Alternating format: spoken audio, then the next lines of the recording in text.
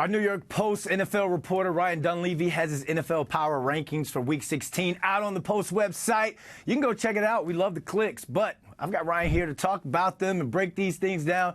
Ryan, what's going on, my man? How you feeling? What's up, Brandon? All right, NFL must be in some sort of Mercury retrograde because you've got all types of shifts, teams moving up, moving down.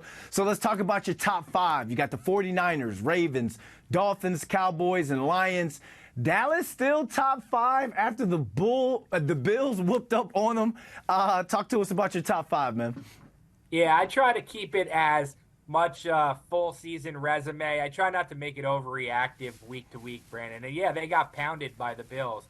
And like to me, that's more a sign the Bills are back on the rise and a team you got to boost up in your rankings. I think I put them at 9 or 8 this week.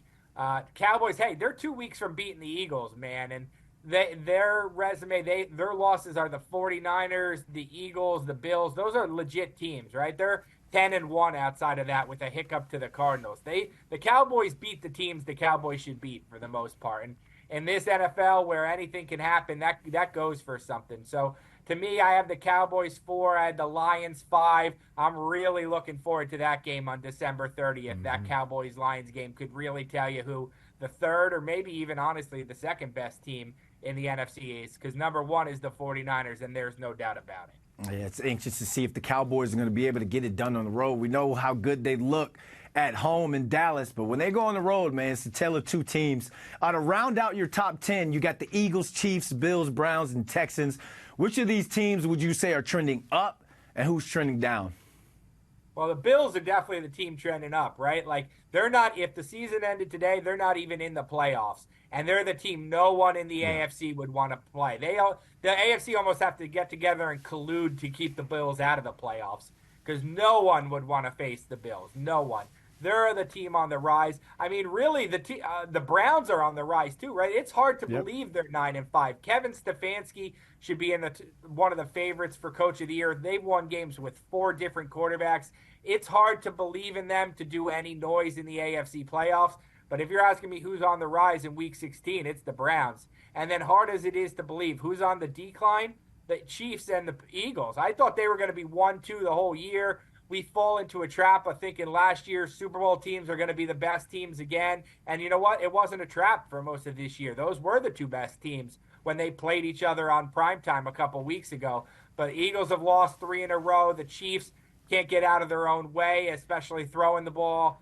Receivers dropping passes. So the Eagles and the Chiefs are on the decline. I have the Eagles 6, the Chiefs 7. That's lower than I thought either team would be all year. All right, let's finish it off. The 11 through 32. A couple of these teams aren't going to get participation trophies. They might slide right into the playoffs. So who are your sleeper teams from 11 to 32?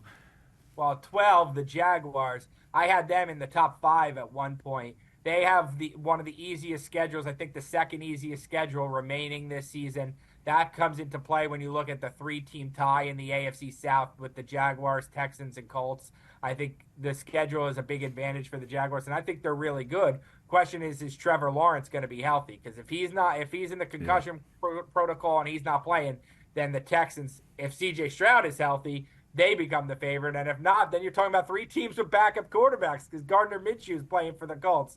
And then I keep an eye on, I know they finished with the 49ers, which is going to be a really tough game, but I love what the Rams are doing. The Rams, they have the coach, they have the star players, they have the veteran quarterback. They could really be a sleeper team here. They're getting hot at the right time. They really could be a team that does some damage in the NFC wildcard round if they don't need to beat that, if they don't need that Week 18 win against the 49ers just to get in.